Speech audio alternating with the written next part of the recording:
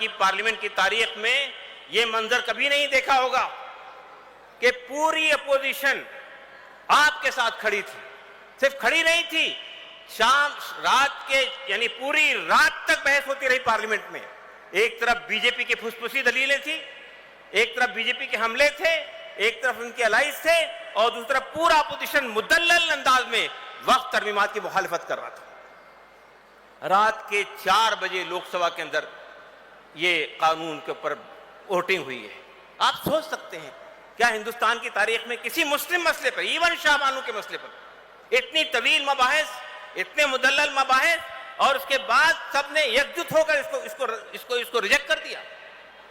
میرے خیال سے اگر جس نے بھی پارلیمنٹ کی بحث دیکھی ہوگی وہ سمجھ گئے گا کہ بھئی بی جے پی نے چاہے یہ قانون پارلیمنٹ میں اپنی اکثریت کے بنیاد پہ منظور کر لیا ہو، لیکن دلائل کے بنیاد پہ مسلمان جیت گئے. دلائل کے بنیاد پہ اپوزیشن نے بی جے پی کو پچھاڑ دیا پارلیمنٹ کے اندر. یہ چوتھا بڑا اچیومنٹ تھا جو اس قانون سے. اور بہت ساری چیزیں ہیں، میں تفصیل میں نہیں جاؤں گا. اس وقت جو سپریم کورٹ میں بحث چل رہی ہے، آپ دیکھیے، ایک طرف سالیسیٹر جنرل ہیں جو پھسپھسی دلیل دے رہے ہیں، یہ کہہ رہے ہیں کہ اس کا مطلب یہ نہیں ہے، اس کا مطلب یہ نہیں ہے، اور یہ قانون جو ہے ہم نے جو لایا ہے وہ اس سے یہ نہیں ضائع ہوگا، وہ اس سے یہ نہیں ضائع ہوگا.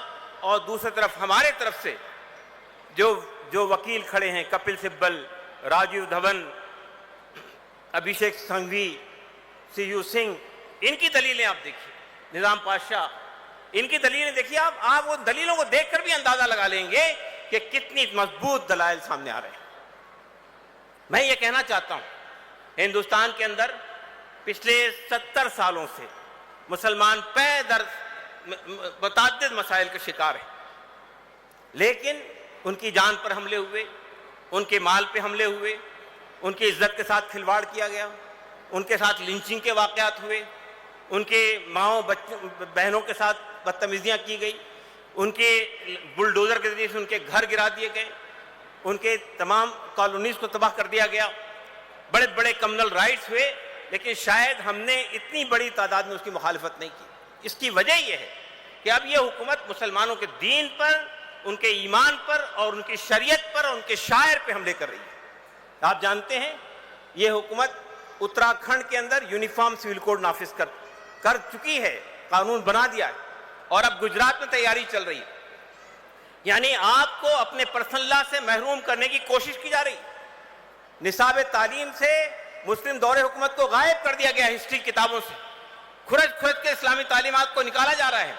اور اب آخری یہ حملہ کیا گیا ہے کہ آپ کو اپنی مسجدوں سے محروم کر دیا جائے، آپ کو اپنے خانقاہوں سے محروم کر دیا جائے، آپ کو مدارس سے محروم کر دیا. دیکھیے ابھی یہ قانون منظور ہوئے چند دن نہیں ہوئے ہیں، لیکن یو پی کے کئی مدارس میں بلڈوزر چلا دیے گئے، تالے لگا دیے گئے. اتراکھنڈ کے اندر یہ سلسلہ چل رہا ہے.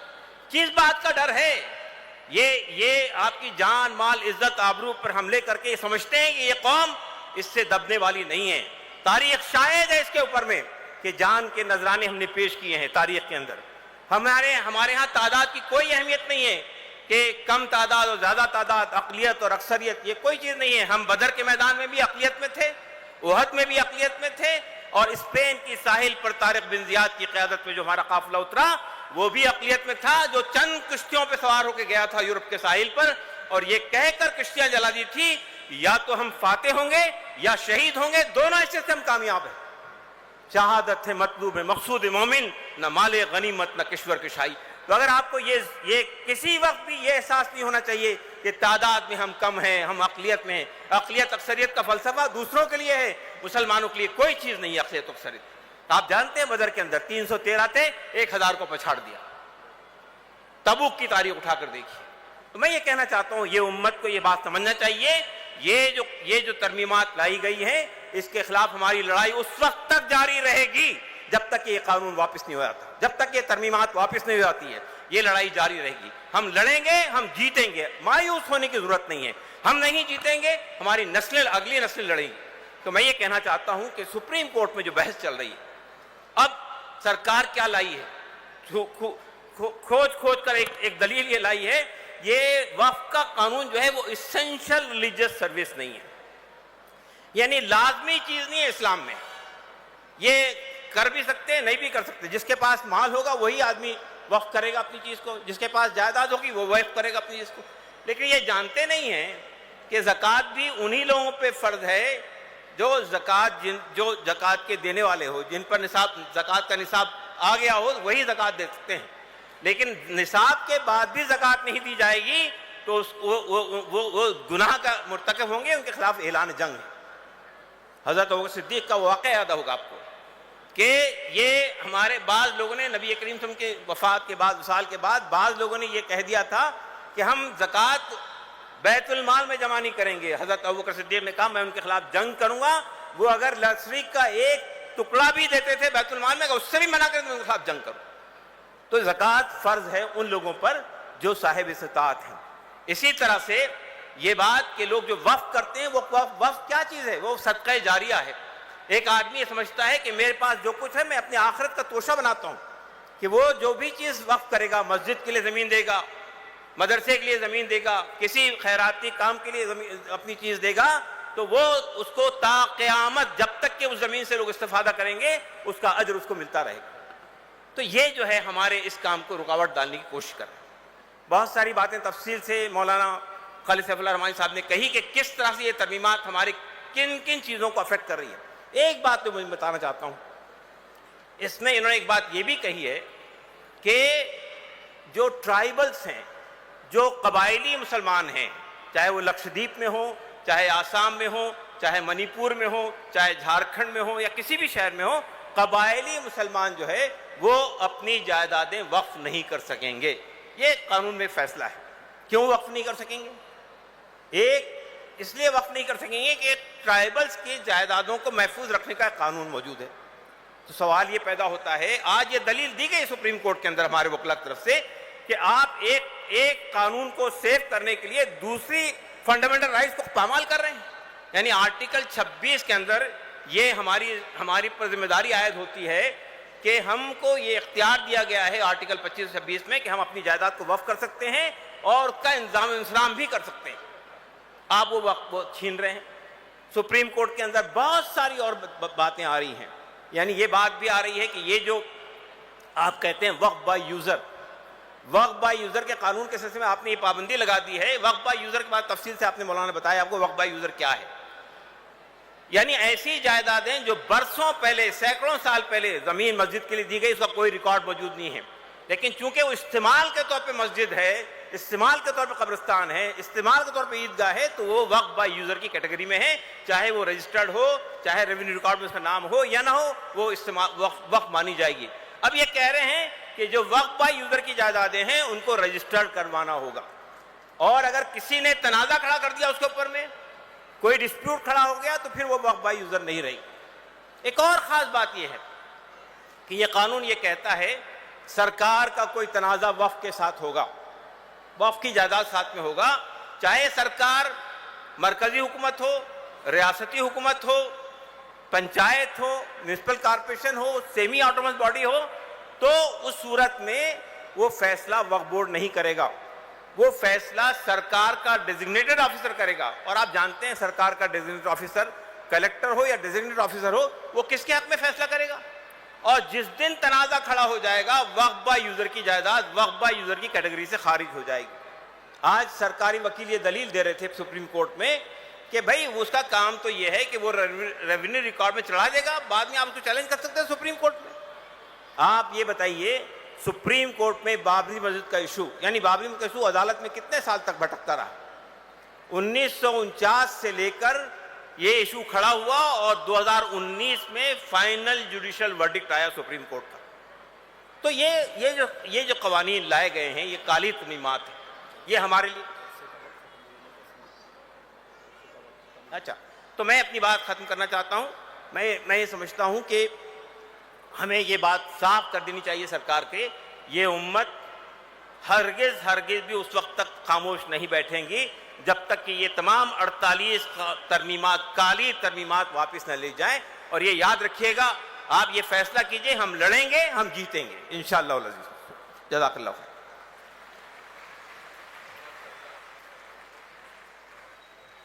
ابھی ہمارے قومی ترجمان جناب الیاس رسول خان صاحب آپ کے سامنے پوری تاریخ دہرا رہے تھے، شعبان و کیس سے لے کر وقف ترمیمی بل تک جو کچھ ہوا، آپ ان تمام تحریکات میں شامل تھے، اور آپ نے یہ آیت پڑھی اور ہم کو ہمت اور حوصلہ دلایا کہ وَمَكَرُوا وَمَكَرَ اللَّهُ وَاللَّهُ خَيْرُ الْمَاكِرِينَ۔ یقیناً اللہ کی چال بہت مضبوط ہوتی ہے، لہٰذا آپ کو ہاں خواتین، میں آپ تمام سے گزارش کرتی ہوں کہ آپ تمام پورے سکون کے ساتھ بیٹھے رہیے۔ ابھی ہمارے 2 ممبر آف پارلیمنٹ موجود ہیں جن کے خطابات سے آپ کو یقیناً بہت فائدہ پہنچے گا۔ ہاں آپ تمام سکون کے ساتھ بیٹھے رہیے، جو باہر جا رہی ہیں وہ واپس آ جائیں، میری گزارش ہے، کیونکہ ان محترم شخصیات کو بالمشافہہ سننے کا آج آپ کو موقع مل رہا ہے۔ اب میں جناب متین قادری صاحب کو دعوت دیتی ہوں جو All India Muslim Personal Law Board کے ایگزیکٹو ممبر ہیں۔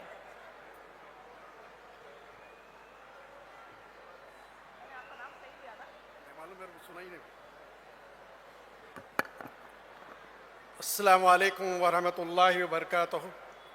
اعوذ باللہ من الشیطان الرجیم، بسم اللہ الرحمن الرحیم، الحمد للہ رب العالمین، والصلاة والسلام علی رسولہ النبی الکریم وعلی آلہ واصحابہ اجمعین۔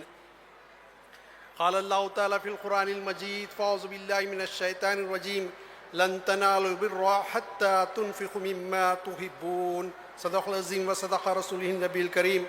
صدر اجلاس مولانا خالد سیف اللہ رحمانی صاحب، آج کے ہمارے حیدرآباد کے ایم پی بیرسٹر اسد الدین اویسی صاحب، اور آج کے ہمارے مہمان اسپوکس پرسن ڈاکٹر قاسم رسول الیاس صاحب، علی جناب محب اللہ ندوی صاحب ایم پی، اور فوزیہ صاحبہ ایم پی، اور جلیسہ یاسین صاحبہ ایڈوکیٹ، اور ان کی ساری ٹیم کو میں مبارکباد دیتا ہوں۔ مجھ سے کہا گیا کہ یہ وقف کے بارے میں جلسہ ہے، صدر محترم نے حکم دیا کہ آپ کا جو وقت دیا گیا اس میں آدھا وقف کر دیجئے، تو میں انشاءاللہ اس سے زیادہ وقف کرنے کے لیے تیار ہوں صدر صاحب کے حکم پر۔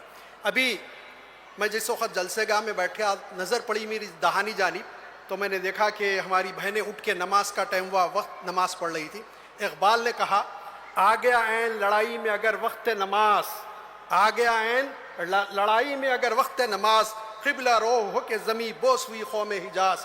آپ کا یہ نماز پڑھنا اس جلسے میں آ کے مجھے یقین ہے بہنوں کا یہ جمع ہونا یہ اللہ کے دربار میں مقبول ہوگا۔ صدر محترم، انشاءاللہ آپ کی قیادت میں ہم اس مہم کو سر کریں گے اور اللہ تعالی ہم کو کامیابی دے گا۔ جہاں تک صدر محترم کی بات ہے، ان کی جو ہے ان کے ایک شعر نظر کرتا ہوں، نرم دم گفتگو گرم دم جستجو، رزم ہو کہ بزم ہو پاک دل و پاک باس۔ محترم خواتین اور میری ماؤں بہنوں، بچیوں، اس موقع پر زیادہ گفتگو کرنا نہیں ہے۔ ہمارے پاس جو ہے ہمارے ایم پی صاحب موجود ہیں، ہمارے محب اللہ ندوی صاحب، شاید آپ بھی یہ بات نہیں جانتے ہوں گے اور فوزیہ آباجی بھی نہیں جانتے ہوں گے۔ میں بتانا چاہوں گا کہ یہ ان کا ابتدائی دور تھا، ممبر آف پارلیمنٹ تھے۔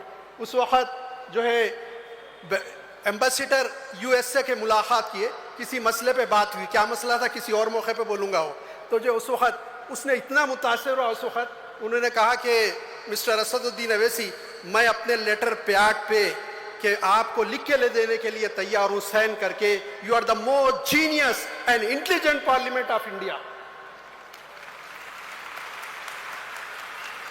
دوسری بات یہ ہے کہ اس موقع پر، چونکہ میں نے پہلے کہہ دیا بہت ساری باتیں تھیں، آرٹیکل 14 کیا ہے، آرٹیکل 15 کیا ہے، آرٹیکل 25 کیا ہے، آرٹیکل 26، 29، 30، اس کی تفصیل بتانا چاہتا تھا، وقت نہیں ہے، لیکن اتنا کہوں گا میں نے جن آرٹیکلز کا یہاں تذکرہ کیا ہے سب کا وائلیشن یہ قانون کرتا ہے۔ یہ قانون ایسا بنایا گیا ہے کہ بنیادی دستور میں جو حقوق دیے گئے ہیں اس کے خلاف یہ قانون بنایا گیا ہے۔ کوئی جج اگر ذرا بھی ایمانداری سے دیکھے تو یہ قانون کو رد کر دیا جائے گا، اور قوی امید ہے کہ آج جس طرح سے گفتگو ہوئی اور جس طرح سے ہمارے وکلاء نے بحث کی، مجھے قوی امید ہے اللہ کی ذات سے کہ ان کا دل پلٹے گا، وہ سنیں گے اور اس قانون کو ختم کر دیا جائے گا۔ ایک اور بات آپ سے عرض کروں، ہمارے خواتین باہر نہیں نکلتے گھروں کے، اور جس وقت نکلتے ہیں اس وقت انقلاب لا دیتے ہیں، چاہے جس فیلڈ میں جاتے ہیں انقلاب آتا ہے۔ اس وقت ہمارے خواتین گھروں کو چھوڑ کر یہاں آئی ہیں. مجھے یقین ہے کہ آپ کی کوششیں، آپ کا یہ آنا اللہ کے دربار میں قبول ہوگا اور ایک نیا انقلاب یہاں سے آئے گا اور اس حکومت کو قانون واپس لینا پڑے گا. میں زیادہ کہنا نہیں چاہتا. اسلاف کے بارے میں اقبال نے کہا کچھ اشعار، ریاض صاحب نے کچھ خواہش کی کہ کچھ اشعار سناتے ہوئے اجازت چاہتا ہوں کہ ہمارے محب اللہ ندوی صاحب کو بھی بیان سننا ہے اور بیرسٹر اسد الدین اویسی صاحب بھی مخاطب کرنے والے ہیں. ان کے بڑے بصیرت فروز خطابات ہوں گے. میں آپ کا شہر کا ہوں اور میزبان ہوں اس جلسے کا. صرف اقبال کے کچھ اشعار سناتے ہوئے اجازت چاہتا ہوں. ہم ایک تھے تیرے مارے کے آروں میں، خشکیوں میں کبھی لڑتے کبھی دریاؤں میں، دی ازانے کبھی یورپ کے کلیساؤں میں، کبھی افریقہ کے تپتے ہوئے شہروں میں. شان آنکھوں میں نجستی تھی جہانداروں کی، ہم کلمہ پڑھتے تھے چھوں میں تلواروں کی. تجھ سے سرکش ہوا اگر کوئی تو بگڑ جاتے تھے. دیکھ کیا چیز ہے، ہم توپ سے لڑ جاتے تھے. نقش توحید کا ہر دل پہ بٹھایا ہم نے، زیر خنجر بھی یہ پیغام سنایا ہم نے. تھالیوں سے نہیں ہوگا، آئیے نعرہ لگائیے، نعرہ تکبیر، نعرہ تکبیر، نعرہ تکبیر، زندہ باد، پائندہ باد.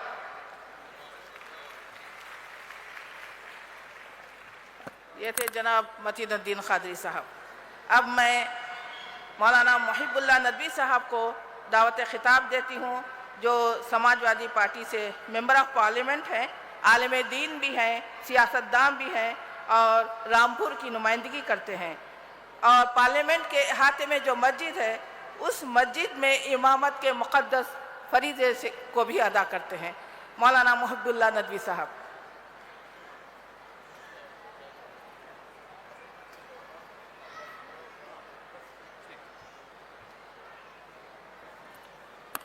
السلام علیکم ورحمۃ اللہ وبرکاتہ. الحمدللہ رب العالمین والصلاة والسلام علی سید الانبیاء والمرسلین محمد وآلہ وصحبہ وازواجہ ومن تبعہم ومن دعا بدعوت الی یوم الدین. محترم جناب صدر محترم خالد سیف اللہ رحمانی صاحب مدد اللہ العالی اور تمام علماء کرام، ذمہ داران، منتظمین، ہمارے درمیان member of parliament doctor Fauzia صاحبہ اور جناب بیرسٹر اسد الدین اویسی صاحب اور دختران ملت اسلامیہ ہند، میری پیاری مائیں اور بہنیں، آپ سب کو میں سلام عرض کرتا ہوں. آپ نے یہاں جو قیمتی وقت دیا ہے اور جو قربانی آپ دے رہی ہیں، یہ کوئی نئی بات نہیں. آپ کی تاریخ، آپ کا اتہاس، آپ کا جذبہ، آپ کی قربانیاں، ان کا ایک سلسلہ ہے، ان کی ایک تاریخ ہے جس کو اللہ رب العزت نے قرآن کریم میں بیان فرمایا ہے اور مثالیں دے دے کر بیان فرمایا ہے. اللہ تعالیٰ نے سورہ حدید میں اس کی آخری آیتوں میں ایمان والوں کے لیے بھی اور جو لوگ ایمان والے نہیں ہیں ان بھائیوں کے لیے بھی دو نمونے بیان کیے گئے. وضرب اللہ، بسم اللہ الرحمن الرحیم، وضرب اللہ مثلا للذین آمنوا امرأۃ فرعون. فرعون کی بیوی حضرت آسیہ رضی اللہ عنہا علیہ السلام، ان کی مثال اللہ نے قرآن میں بیان فرمائی ہے. فرعون کا ظلم اور جبر، فرعون کی سختیاں، اس کی بے دردی حضرت آسیہ رضی اللہ عنہا کو حق پر چلنے سے باز نہیں رکھ سکی. یہ تاریخ ہے تمہاری. آپ کی تاریخ حضرت خدیجہ رضی اللہ عنہا جو ہم سب کی ماں ہیں، ساری ملت کی ماں ہیں، جنہوں نے اپنی ساری دولت اور ساری زندگی اللہ کے رسول صلی اللہ علیہ وسلم اور دین اسلام پر فدا کر دی. قیامت تک جو بھی اسلام پر عمل کرنے والا بچہ پیدا ہوگا، اس کا ثواب حضرت خدیجہ رضی اللہ عنہ کی روح کو ضرور پہنچے گا۔ ہم ان کے احسان سے دستبردار نہیں ہو سکتے۔ آج جو آپ بیٹھی ہیں، یقیناً حضرت خدیجہ رضی اللہ عنہ کی روح کو خوشی ہو رہی ہوگی۔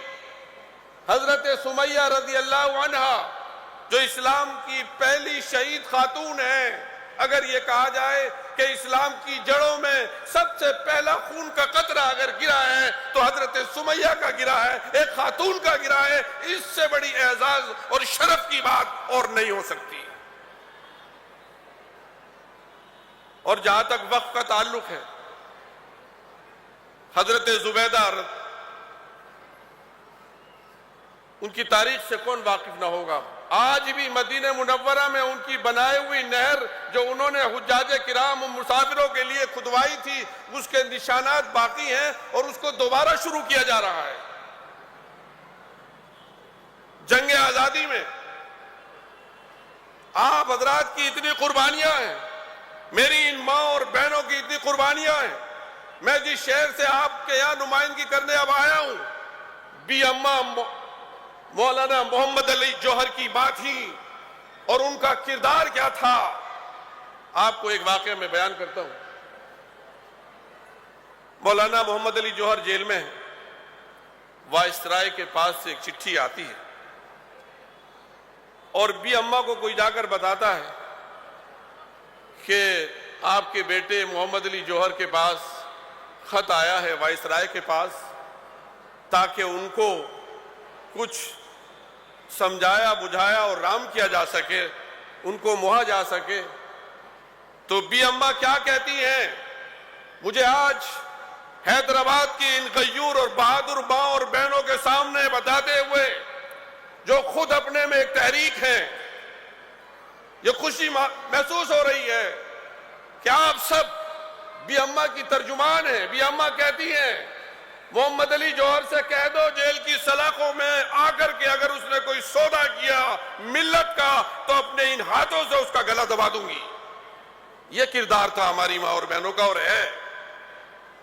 پچھلے کچھ سالوں میں اہل ایمان ہندوستان میں جن آزمائشوں سے گزر رہے ہیں، ہماری ماں اور بہنوں نے جس بہادری اور ہمت کا مظاہرہ کیا ہے اور قانون کی حفاظت کے لیے جس طرح سے وہ لڑی ہیں، ملک کے اندر ہو یا ملک کے باہر ہو، انہوں نے اپنی بہادری کے نقشے چھوڑے ہیں۔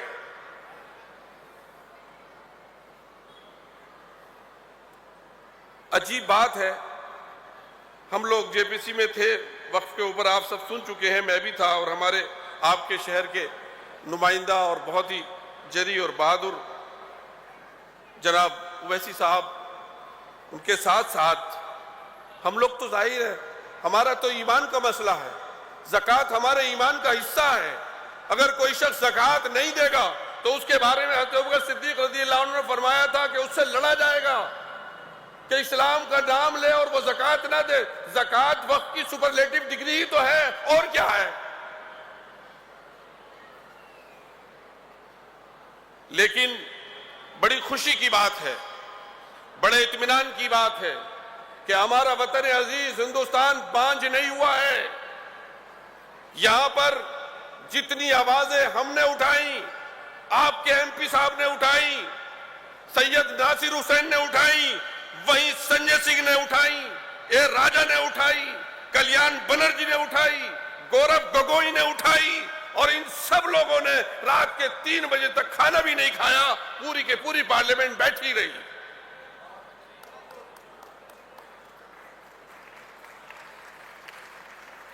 اس لیے ایک ملک کی کثیر آبادی، میجورٹی حق اور انصاف کے ساتھ ہے، کنسٹیٹیوشن کے ساتھ ہے، سمویدھان کے ساتھ ہے، بھارت کے آئین کے ساتھ ہے۔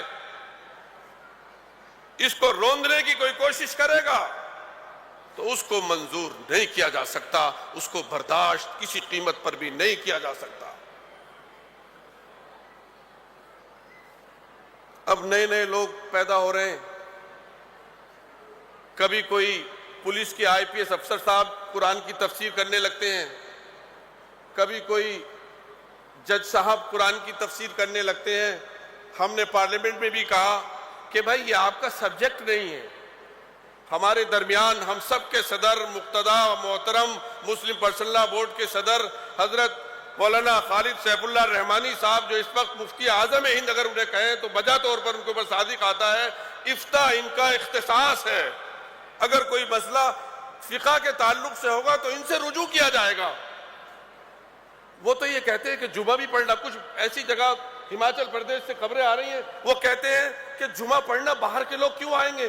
ارے نادانو, آپ کو پتہ نہیں جمعہ ہو ہی نہیں سکتا اگر باہر کے لوگ نہ شریک ہوں. فقہی اعتبار سے مفتی صاحب سے پوچھ لیجئے. آپ نہ پڑھتے ہیں کسی مذہب کو, اور پھر جیسے آپ اپنے اس میں منمانی کرتے ہیں ویسے ہی دوسروں کے معاملات میں بھی اپنی منمانی و ارادے کرتے ہیں. مجبوریوں کا اسلام نہیں ہے.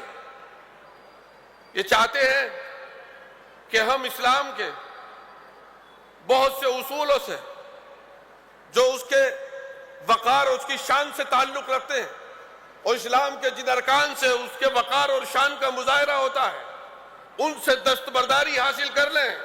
یہ ناممکن ہے, یہ ہو نہیں سکتا.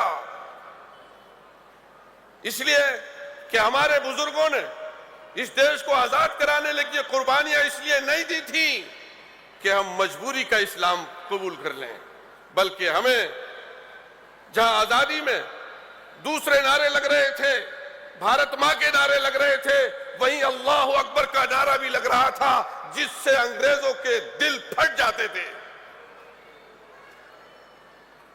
اس لیے ہم ہندوستانی ہیں, اس میں کوئی شبے کی ضرورت نہیں ہے, اور وطن پرست ہندوستانی ہیں.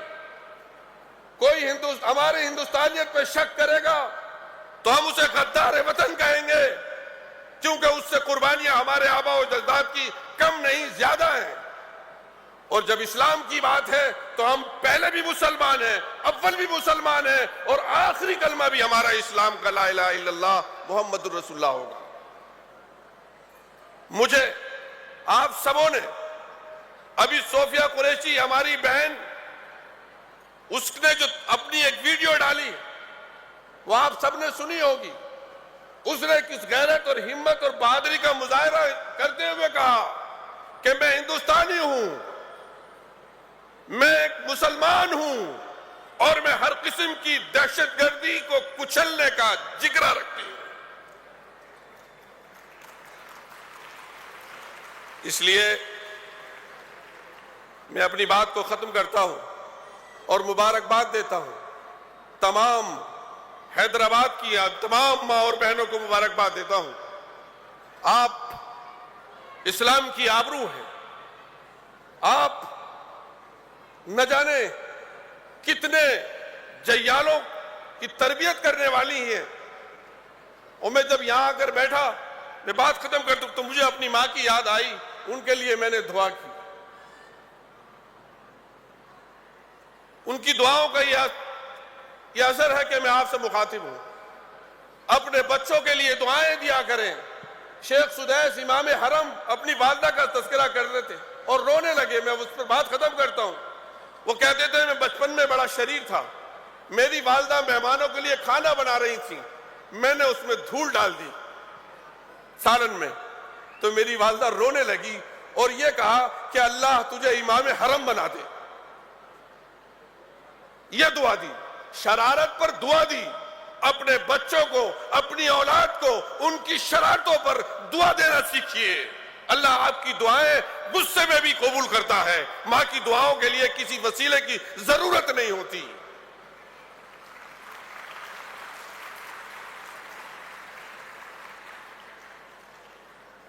اللہ رب العزت آپ سبوں کو اور جن حضرات نے یہ انتظام کیا ہے اور جو یہاں پر ہیں, جو یہ آ نہیں سکے ہیں کسی بھی مجبوری سے, ان تمام لوگوں کو بے حد جزائے خیر عطا فرمائے. اور یہ لڑائی انشاءاللہ ہم جیتیں گے, اور انشاءاللہ بھارت کی سرزمین وہی ہے جس سے میرے نبی علیہ السلام کو ٹھنڈی ہوا آئی ہے. اور انشاءاللہ یہاں انسانیت کے, محبت کے جو درخت ہمارے بزرگوں نے لگائے تھے ابھی وہ نہیں سوکھے ہیں, تو پھر امت کیسے باندھ اور سوکھ جائے گی. یہ ناممکن خواب ہے لوگوں کا دیکھنے کا، یہ ان کا خواب ادھورا ہی رہ جائے گا۔ ہم ان کو بھی، آپ سب لوگوں سے میری درخواست ہے، آپ سب ماں اور بہنوں سے درخواست ہے، ہمارے ہندو بھائیوں کے سماج میں جو خواتین پر ظلم و ناانصافی ہو رہی ہے، اگر اس پر نظر ڈالیں گی آپ تو آپ کو اندازہ ہوگا کہ کتنی ہمیں محنت کی، کتنی محبت کی، کتنی ان کی دلجوئی کی ضرورت ہے۔ وہ کہیں محفوظ، اس سبجیکٹ کو میں چاہتا ہوں کہ آپ کے ایم پی صاحب بیان کریں، کتنی مجبور ہیں، سینکڑوں نہیں کروڑوں خواتین جہیز کے صرف رپورٹیں نہیں ہوتی، ان کو جلا کر مار دیا جاتا ہے، دھوکے سے ان کو ختم کر دیا جاتا ہے، اور نہ جانے کس طرح سے ان کا استحصال ہو رہا ہے ملک میں۔ اللہ رب العزت ہم سبوں کو عمل کی توفیق عطا فرمائے۔ وآخر دعوانا ان الحمدللہ رب العالمین۔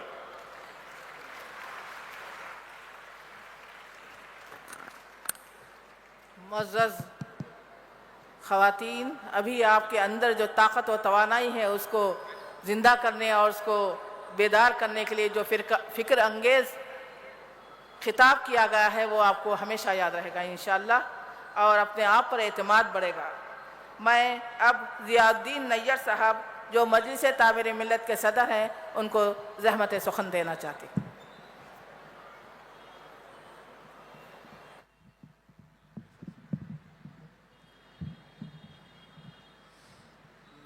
اعوذ باللہ من الشیطان الرجیم، بسم اللہ الرحمن الرحیم، نحمدہ ونصلی علی رسولہ الکریم، اما بعد۔ قال اللہ تعالی فی القرآن المجید والفرقان الحمید، انتم الاعلون ان کنتم مؤمنین، صدق اللہ العظیم صدق رسولہ النبی الکریم۔ حضرات محترم مولانا خالد سیف اللہ رحمانی صاحب، صدر کل ہند پسرنا بورڈ، اور جناب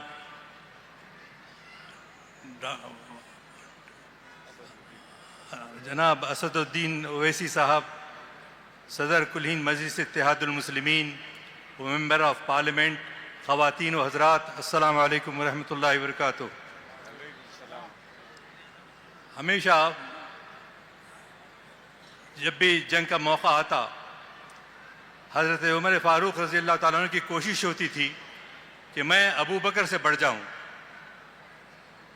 تو چنانچہ غزوہ تبوک کا معرکہ تھا، اور اس مرتبہ حضرت عمر فاروق رضی اللہ تعالیٰ عنہ کو یہ امید تھی کہ میں جو ہے حضرت ابو بکر صدیق سے آگے نکل جاؤں گا، لیکن ہوا یہ کہ ہمیشہ کی طرح حضرت ابو بکر صدیق رضی اللہ تعالیٰ عنہ بازی لے گئے۔ پروانے کو چراغ ہے، بلبل کو پھول بس، صدیق کے لیے ہے خدا کا رسول بس۔ اور یہاں آج جس مقصد سے ہم لوگ جمع ہوئے ہیں، اور انشاءاللہ ہمارے مولانا خالد سیف اللہ رحمانی صاحب اور جناب اسد الدین اویسی صاحب کی قیادت میں ہم انشاءاللہ مسائل کو طے کرتے رہیں گے۔ وقت کی کمی کی وجہ سے میں یہی پیغام آپ کو دینا چاہتا ہوں، ہو صداقت کے لیے جس دل میں مرنے کی تڑپ، ہو صداقت کے لیے جس دل میں مرنے کی تڑپ، پہلے اپنے پیکر خاکی میں جاں پیدا کرے، پھونک ڈالے یہ زمین و آسمان مستعار، اور خاکی ستر سے آپ اپنا جہاں پیدا کرے۔ وآخر دعواہم ان الحمدللہ رب العالمین۔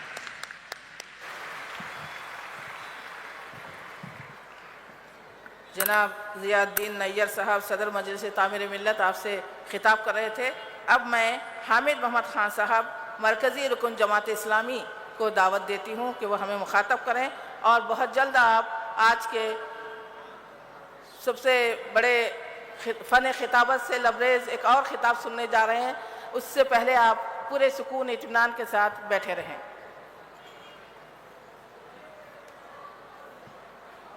بسم اللہ الرحمن الرحیم، نحمدہ نصلی علی رسولہ الکریم وعلی آلہ واصحابہ اجمعین، اما بعد۔ मोहतरम मौलाना खालिद सैफुल्लाह रहमानी साहब, सदर all India Muslim personal law board, और हमारे मुअज़्ज़ज़ मेंबरान parliament, all India Muslim personal law board के मरकज़ी तर्जुमान डॉक्टर सैयद क़ासिम रसूल इलियास साहब और दीगर ज़िम्मेदारान, मैं सबसे पहले all India Muslim personal law board को इस बात पर मुबारकबाद देता हूँ, देर आए लेकिन दुरुस्त आए, उन्होंने ख़वातीन का ये प्रोग्राम मुनक्किद किया। ख़वातीन पॉपुलेशन का 50% है नहीं, और 50% जो पॉपुलेशन होता है उसको तैयार करने वाली भी खातून ही होती है। और CAA NRC की जिद्दोजहद ने यह साबित कर दिया कि अगर ख़वातीन मैदान के अंदर आ जाएं तो इंशाअल्लाह इस जालिम हुकूमत को हम झुका कर रहेंगे। ये जुल्म के सिवा और कुछ नहीं है। मेरे पास कहने के लिए बहुत कुछ है, लेकिन मैं नहीं चाहता कि बैरिस्टर असदुद्दीन अवैसी साहब के गुफ्तगू के अंदर मैं हायल हो जाऊं।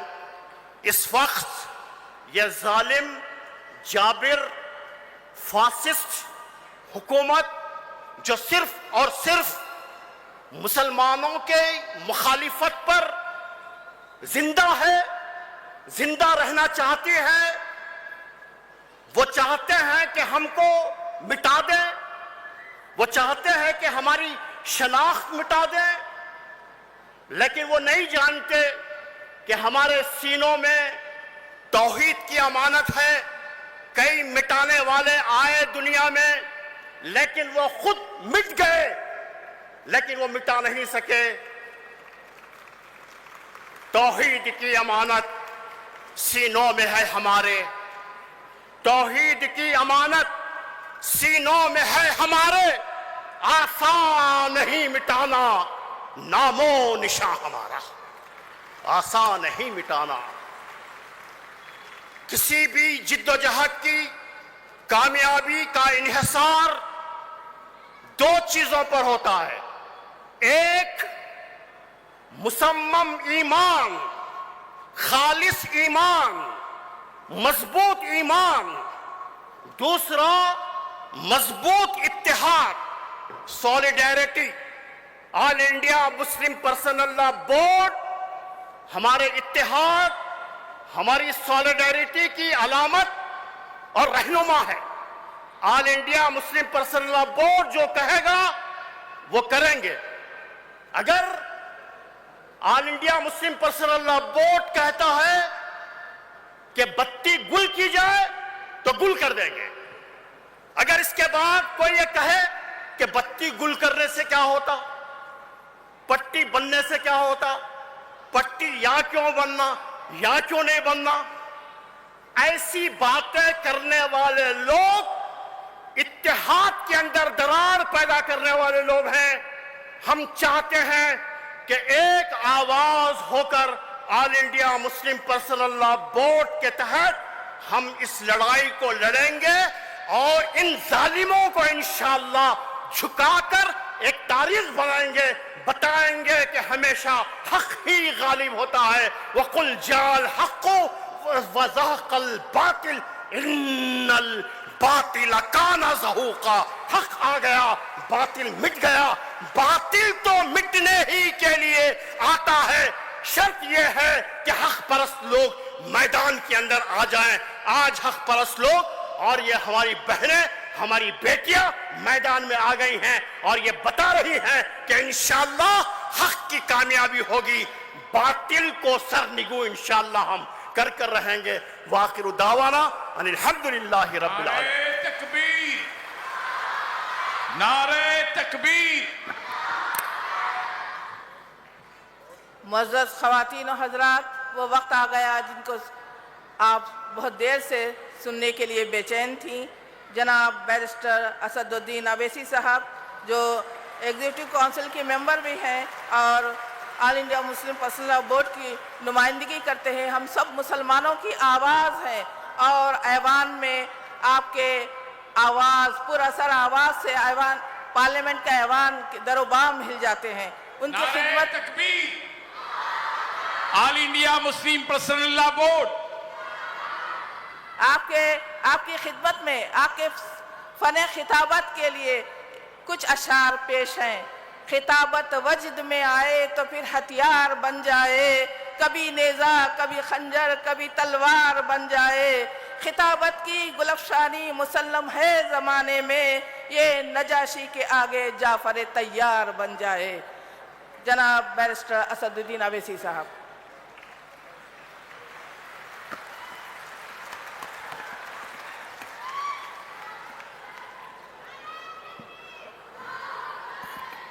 औज़ु बिल्लाहि मिनश शैतानिर रजीम, बिस्मिल्लाहिर रहमानिर रहीम। All India Muslim personal law board के सदर हज़रत मौलाना खालिद सैफुल्लाह रहमानी दामन बरकातहू, मोहतरमा जलीसा सुल्ताना यासीन साहिबा, कन्वीनर ख़वातीन all India Muslim personal law board, मोहतरमा डॉक्टर खुद्दूसा सुल्ताना साहिबा, मोहतरमा हफ्सा अख्तर साहिबा रुकन all India Muslim personal law board, secretary all India Muslim personal law board मोहतरम जनाब कासिम रसूल इलियास साहब, रुकन पार्लिमान मोहतरमा डॉक्टर फौजिया तहसीन खां साहिबा, रुकन पार्लिमान मौलाना मुहिबुल्लाह नदवी साहब, जनाब ज़ियाउद्दीन नैयर साहब सदर कुल हिंद मजलिस तामीर मिलत, शह नशीन पर तशरीफ़ फरमा मोअज़्ज़िज़ हाज़रीन इकराम, मेरी इज़्ज़तदार माँ और बहनों, मैं आप तमाम का शुक्रगुज़ार हूँ कि आप लोग अपना कीमती वक्त निकाल कर all India Muslim personal law board के शोबे ख़वातीन की जानिब से जो एक एहतजाजी जलसा आज यहाँ पर मुनक़्क़द किया जा रहा है, वक्फ़ बचाओ दस्तूर बचाओ के उन्वान से।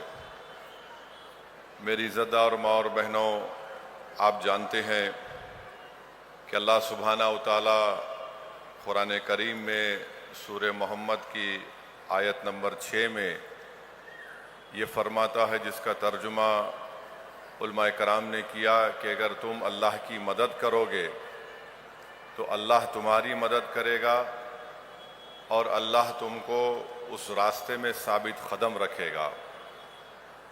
आप और हम जानते हैं कि मोमिन को इस्तिकामत दीन हक़ पर चलने से मिलती है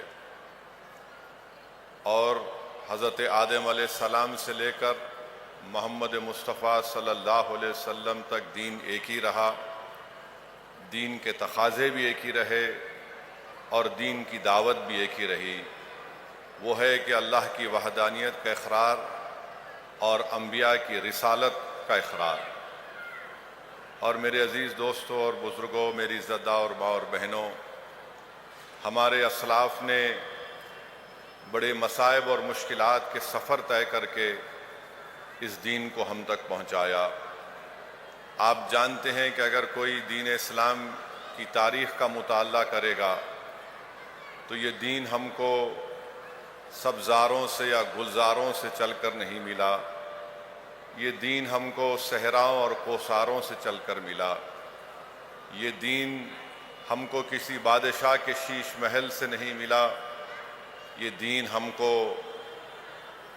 उहद, बद्र, हुनैन और करबला के जानबाजों से मिला। इस दीन की बुनियादों में अहले बैत का खून शामिल है। इस दीन की सरबुलंदी के लिए अब्बास अलमबरदार को अपना बाजू कुर्बान करना पड़ा। इस दीन की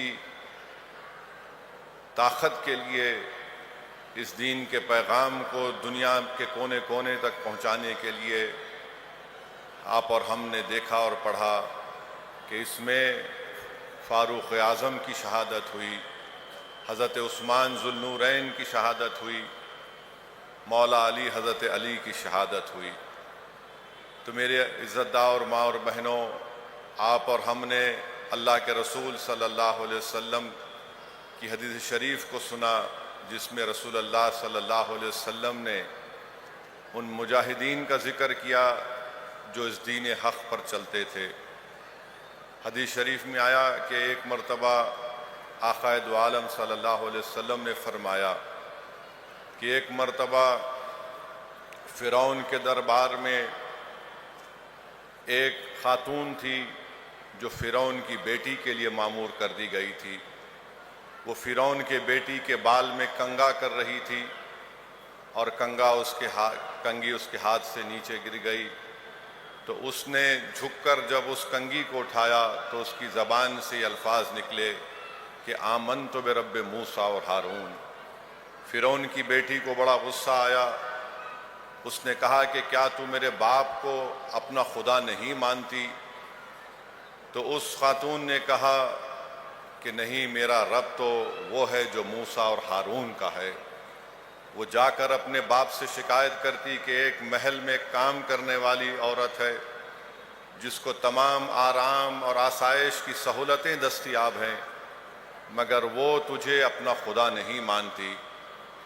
فرعون اس کو اپنے دربار میں بلاتا ہے اور اس سے پوچھتا ہے، بتا کیا تو مجھے خدا نہیں مانتی؟ تو اس خاتون نے بڑی اطمینان اور بہادری کے ساتھ جواب دیا کہ ہرگز نہیں، میرا رب وہ ہے جو موسیٰ اور ہارون کا ہے۔ فرعون حکم دیتا ہے کہ اس کو زمین پر لٹا کر اس کے ہاتھ اور پیر میں کیلے مار دیے جائیں، پھر اس سے پوچھتا ہے کہ بتا کہ تیرا خدا کون ہے؟ تو وہ بہادر خاتون کہتی ہے کہ آمنت برب موسیٰ اور ہارون۔ فرعون کے حکم پر اس خاتون کی ایک بیٹی کو لا کر اس کے سینے پر ڈال دیا جاتا ہے، اور فرعون یہ امید کرتا ہے کہ شاید اس کی ممتا جاگ جائے گی اور وہ مجھے اپنا خدا تسلیم کر لے گی۔ وہ بہادر خاتون پکار کر کہتی ہے کہ میں اپنی بیٹی کی تڑپتی لاش کو دیکھ سکتی ہوں، مگر میں اللہ کی وحدانیت سے انکار نہیں کر سکتی۔ اس خاتون کے سامنے اس کی بیٹی کو قتل کر دیا جاتا ہے، پھر اس کے بعد اس خاتون کو بھی شہید کر دیا جاتا ہے۔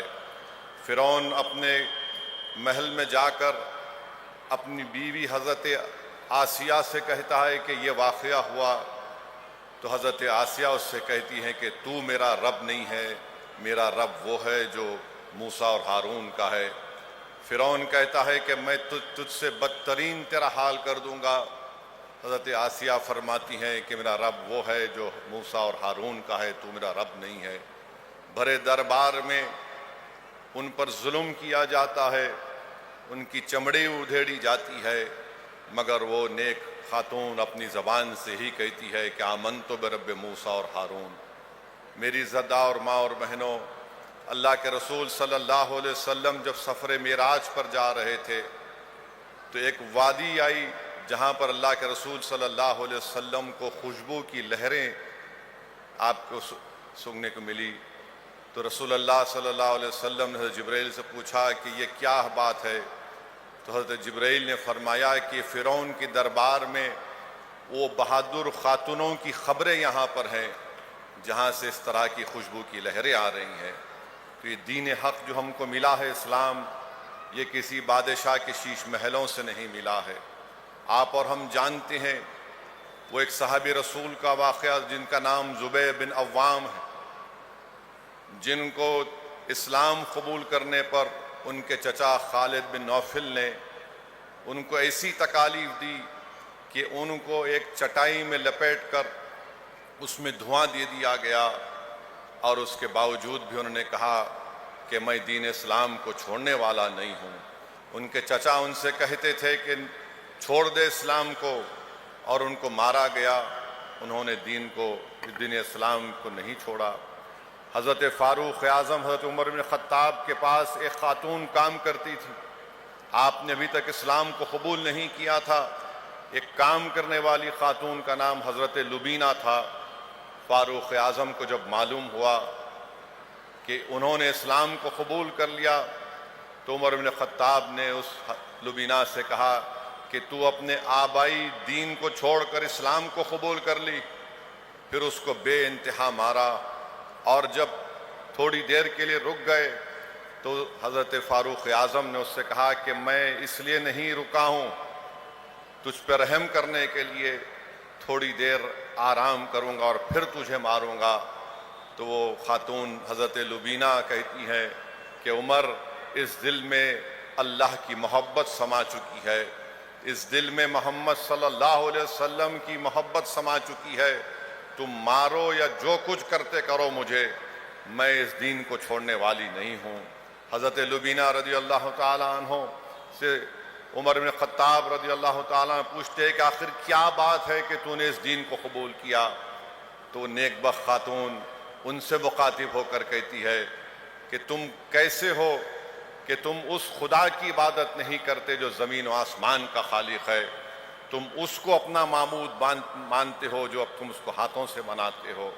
تو میری زدہ اور ماں اور بہنوں، یہ دین ہم کو ان لوگوں سے ملا، اور یہ خواتین کا جلسہ ہے۔ آپ جانتی ہیں کہ اس دین کے لیے سب سے پہلے اگر کسی نے اپنی جان کی قربانی دی تو حضرت سمیہ تھی، جن کو ابو جہل نے نیزہ مار کر شہید کر دیا تھا۔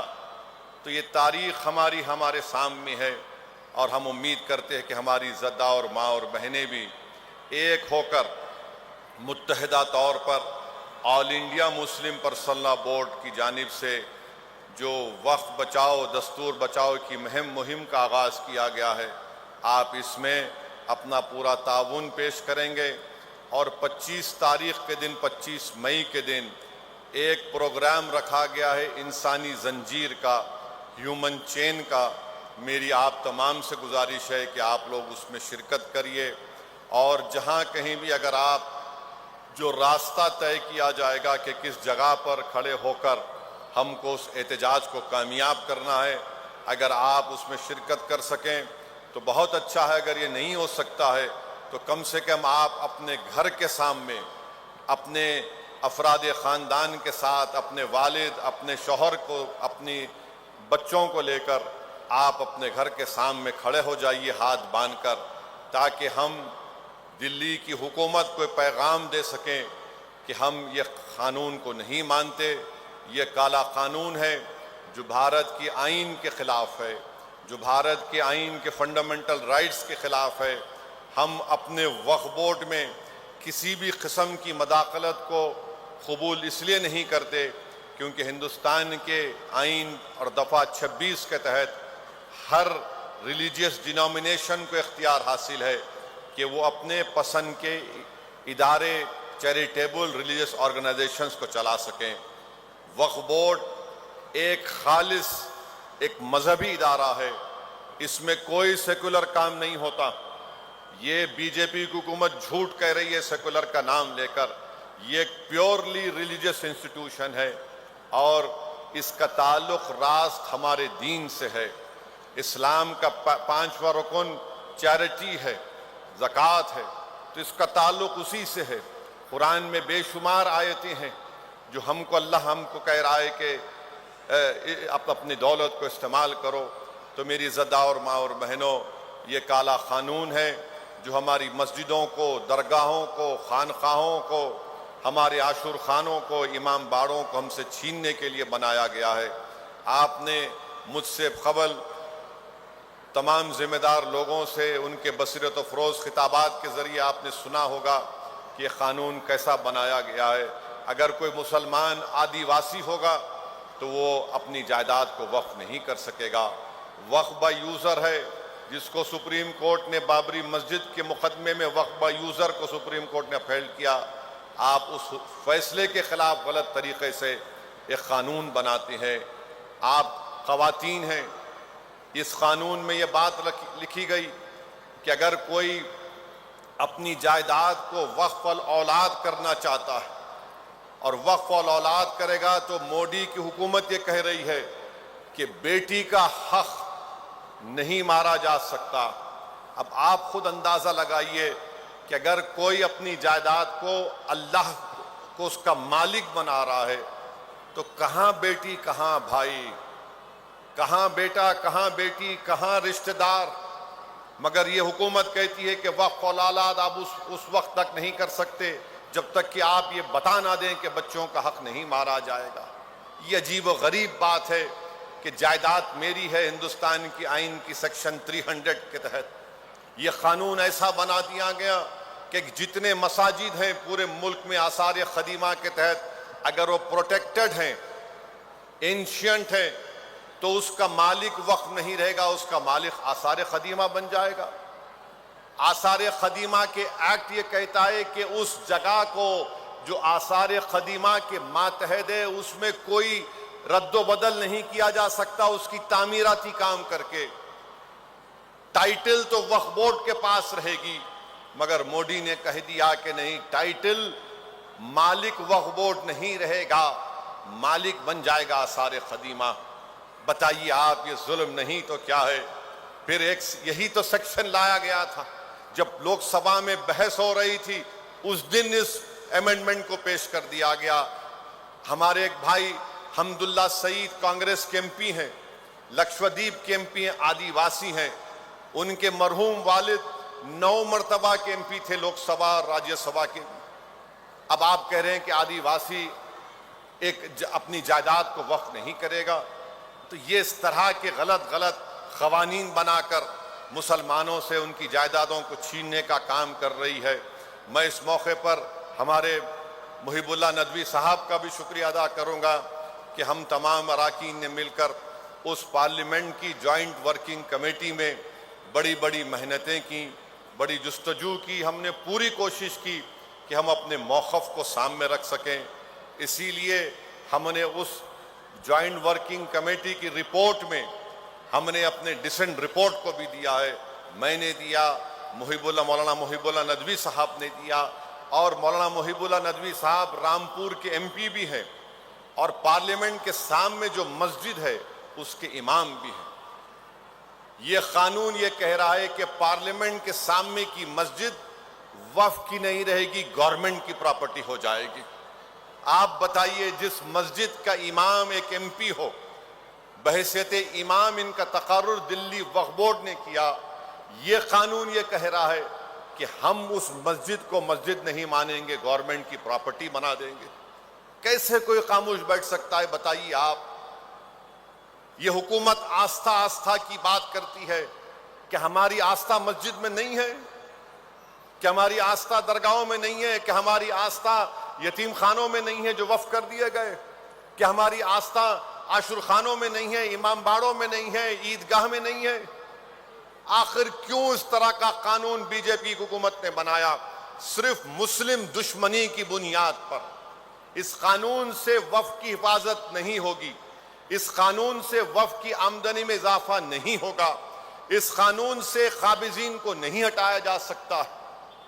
مانے جو 12 سال سے قبضہ کر کے بیٹھا وہ مالک بن جائے گا، اور پورے ملک میں پروپیگنڈا بی جے پی والے کر رہے ہیں ایسا نہیں، سب جھوٹ ہے۔ یہ قانون صرف بنایا گیا مستقبل کو سامنے رکھ کر۔ اگر یہ قانون رہے گا تو یاد رکھیے، آر ایس ایس کے پاس ایک لسٹ ہے جو ان کا ماننا یہ ہے کہ تاریخ کے کسی وقت میں مساجد نہیں تھے، کسی اور کی عبادت گاہ تھی، تو صرف ان کو کرنا یہ ہے کہ کلیکٹر کے پاس جا کر ایک درخواست دینا ہے کہ یہ مسجد نہیں ہے، اور کلیکٹر انکوائری آرڈر کرے گا۔ اس کے بعد سے جب تک انکوائری کی رپورٹ مکمل نہیں ہوتی وہ وقف کی جائیداد نہیں رہے گی۔ آپ سن کر کہہ رہے ہوں گے کیا بات کر رہے ہو، انکوائری پہ میں اپنی مسجد کو کھو دوں گا؟ جی ہاں، اگر کلیکٹر کے پاس کوئی شکایت کرے گا تو انکوائری پر آپ مسجد کھو دیں گے۔ جب تک کہ انکوائری مکمل نہیں ہو جاتی کلیکٹر انکوائری آرڈر کرے گا، آپ انتظار کرتے رہیے۔ کوئی بھی جا کر کمپلین کر دے گا۔ یہ بولتے ہیں پورٹل، ارے پورٹل کیا ہے؟ پورٹل پہ بھی چڑھانے سے پہلے کوئی کمپلین کر دے گا۔ آپ نے ایک سیکشن بنا دیا، اس میں ہمارے داؤدی بورا مسلمانوں کو بدنام کرنے کے لیے داؤدی بورا مسلمانوں نے کہا کہ ہم کو اس قانون کے تحت مت لائیے۔ ہمارے پاس دائل مطلق کا ان کے پاس ایک کانسیپٹ ہے، مگر ان کو استعمال کیا گیا. کیوں استعمال کیا گیا؟ یہ بات ذہن نشین کر لیجئے کہ مودی کی حکومت نے داؤدی بورا کو اور کھوجاؤں کو اس لیے اس قانون میں لایا. اس کے دو مقصد تھے. ایک مقصد کہ کھوجا مسلمان، ان کا ایک یتیم خانہ وقف تھا جس کو ہندوستان کے سب سے دولت مند آدمی نے وقف کی جائیداد کو 20 کروڑ روپے دے کے خرید لیا. آج بمبئی میں سب سے بڑا عالی شان عمارت جو ہمارے ملک کا سب سے دولت مند آدمی ہے، اس نے اپنا گھر بنایا تو یتیم خانے پر بنایا جو وقف کی جائیداد تھی. اس کو بچانے کے لیے آپ نے کہا کہ کھوجا بھی ان کا وقف ہوگا. کیوں ہوگا؟ کیونکہ انہوں نے ایک وقف ٹرسٹ کے تحت اس کو بیچ دیا تھا. تو اس کی ٹائٹل کو لیگلائز کرانے کے لیے مہاراشٹرا کے دو سی او لکھ کر دیے کہ یہ وقف کی جائیداد ہے. تو مودی نے قانون کے ذریعے اپنے دوست کو مدد کر رہے ہیں. اور یہ جو ہمارے داؤدی بورا کہہ رہے تھے کہ نکالو، ان کا نام لے کے سیکشن 2C لائے اور ان کو ہی وقف بورڈ میں شامل کر لیے. تو یہ ان کی شرارت نہیں ہے بلکہ ایک منصوبہ ہے. آپ اندازہ نہیں کر سکتے کہ ہم اور محب اللہ صاحب جب اس کمیٹی میں تھے تو کمیٹی کے چیئرمین نے اپنے اختیارات کا اس طرح استعمال کیا کہ ایک ایسی تنظیم کو بلایا کمیٹی کے سامنے. اس کمیٹی کے 3 لوگوں پر ٹیررزم کے مقدمے چل رہے ہیں، بلکہ 2 کو سزا بھی ہوئی. اس آرگنائزیشن کے 3 لوگوں کو بم بلاسٹ میں، جو مہاراشٹرا میں بم بلاسٹ کیے تھے، ان کو بلایا گیا. آپ بتائیے اس کا کیا تعلق؟ ایسے لوگوں کو بلایا گیا. محب اللہ صاحب کو میں پہلی مرتبہ غصے میں دیکھا.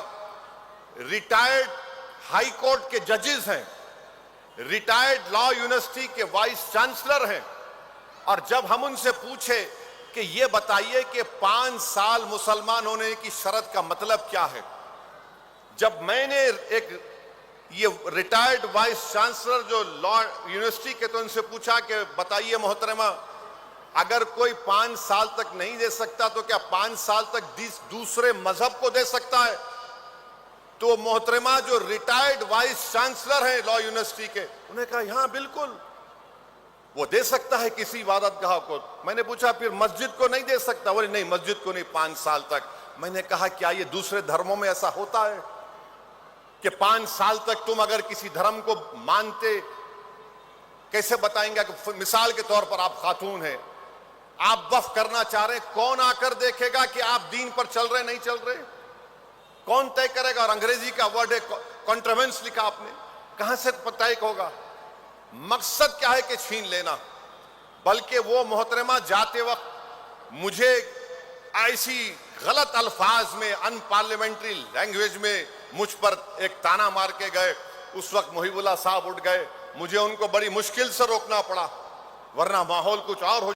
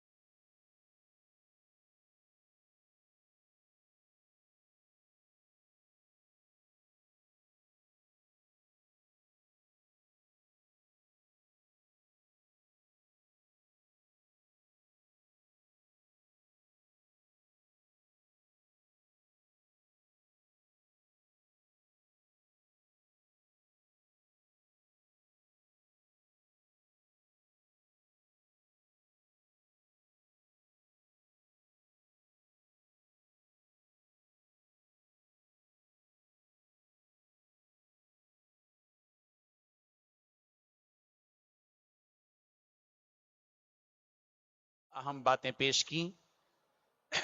मुअज़्ज़ज़ ख़वातीन, कुछ काम आपको करना है, यह तय करके यहां से उठना है। ऑल इंडिया मुस्लिम रसूलुल्लाह बोर्ड ने 25 मई को नोट कीजिए तारीख, नोट कीजिए वक्त, 25 मई 2025 ठीक 2 बजे से 2:30 बजे तक आप तमाम को, जैसे आप यहां आई हैं, आपके अपने इलाके में एक ह्यूमन चेन, इंसानी जंजीर बनकर इस हुकूमत को बताना है कि जो कानून वक्त कानून 2025 नाफिज किया गया है, यह जालिमाना कानून है। एक खामोश प्रोटेस्ट है 25 तारीख को, और इलाके मुतय्यन कर दिए गए हैं। आप लोग नोट कर लें अपने अपने इलाके को कि चंद्रायन गुट्टा से फलकनुमा ब्रिज तक, मलकपेट से सईदाबाद चौरस्ते तक, तालाब कट्टे से मोगलपुरा तक, मेहदीपट्टनम से टोरी चौकी तक, गैलेक्सी तक, बहादुरपुरा से काला पत्थर तक, चार मीनार से नया पुल तक, एरागड्डा से शेखपेट तक, अमीरपेट से मूसापेट तक, और बीबी बाजार चौरास्ते से लेकर बंद नाके तक, ईदी बाजार तक, इन तमाम इलाकों में इंसानी जंजीर कायम की जाएगी। हर घर का मर्द, औरत, बच्चे, बूढ़े सबके सब रास्ते पर आएंगे, लाइन बनाएंगे रास्ते की तरफ, और पूरे खानदान के अफराद जुड़कर ह्यूमन चेन बनाएंगे, और चेन बनाकर हुकूमत के सामने एक खामोश प्रोटेस्ट करेंगे कि हम इस कानून को हरगिज तस्लीम नहीं करेंगे, मुस्तरद और नामंजूर करेंगे। कहिए इंशाअल्लाह, हाथ उठाकर बताइए आप शरीक रहेंगे इंशाअल्लाह। और एक काम आपको 1 जून को करना है। जून की 1 तारीख को इंदिरा पार्क पर धरना चौक में आपको आना है। 3 बजे से 5 बजे तक धरना देना है। All India Muslim personal board के ज़ेर एहतिमाम ये जबरदस्त एहतजाजी धरना होगा। इस धरने में आप तमाम शरीक होंगे। हाथ उठाकर वादा कीजिए, इंशाअल्लाह इस एहतजाजी धरने में हम सब, आप सब शरीक रहेंगे। आखिर में मैं हमारे इस एहतजाजी इजलास में, जिसकी कन्वीनर एडवोकेट जलीसा यासीन साहिबा हैं, उनकी जानिब से और सारी खवातीन जिम्मेदारान की जानिब से और all India Muslim personal board के जमी अराकीन की जानिब से मैं तमाम मेहमानान खुसूसी का शुक्रिया अदा करता हूं। नाम बनाम नहीं, मैं दिल में इरादा करता हूं सारे नाम, और आप समझ लिए कि वो सारे नाम क्या हैं। मैं उन सब की खिदमत में कलिमात तशक्कुर पेश करते हुए और आप तमाम खवातीन का शुक्रिया अदा करते हुए इस इजलास के इख्तिताम का ऐलान करता हूं कि हजरत मौलाना खालिद सैफुल्लाह रहमानी साहब सदर all India Muslim personal board की दुआ से इस इजलास का इख्तिताम होगा।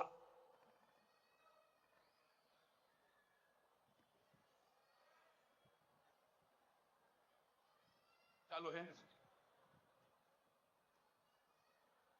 सभी हजरात दरूद शरीफ पढ़ लें, दुआ करें, और इस दुआ में वक्फ कानून के साथ साथ गज़ा के हमारे मजलूम मुसलमान भाइयों और बहनों को भी दुआ में शामिल रखें। अल्लाहुम्मा सल्ली अला मुहम्मद व अला आलिहि व बारिक व सल्लिम।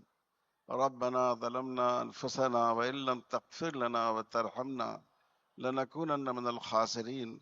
अल्लाहुम्मा रहमना वला तुसल्लित अलैना मन ला यरहमुना। ए अल्लाह, हम पर रहम फरमा। ए अल्लाह, इस मुल्क में अपनी दीनी शनाख्त के साथ हमें ज़िंदगी गुजारने का मौका अता फरमा। बिरादरान वतन के दिलों में इस्लाम और मुसलमानों के तई जो गलत फहमियाँ हैं उनको दूर फरमा। इस मुल्क की फ़िज़ाओं और हवाओं को और इस मुल्क के लोगों को और इसके चप्पे चप्पे को मुसलमानों के लिए मुवाफ़िक और इस्लाम के लिए मुवाफ़िक बना दीजिए। ए अल्लाह, गज़ा में जो जुल्म हो रहा है, जो दरिंदगी हो रही है और इसके पीछे बड़ी ताकतें हैं, ए अल्लाह, उन बेसहारों और उन बेआसरा लोगों की मदद फरमाइए। उनकी मदद की भीख हम सब आपसे मांगते हैं।